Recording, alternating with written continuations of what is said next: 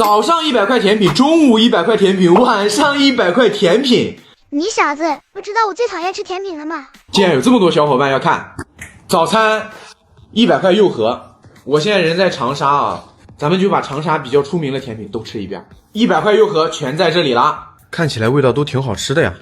第一个先吃它的招牌脏脏猫，哇，不愧是招牌啊！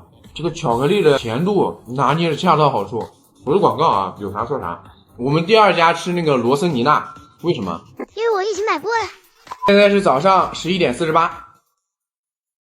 这个脏脏猫真的好吃，这里边的内馅像那种糖心的感觉，外表皮还有点脆脆的，哇，很香很香。这个蒜香法片，这个味道超级大，像这些其他都没有味道，就它蒜香味十足。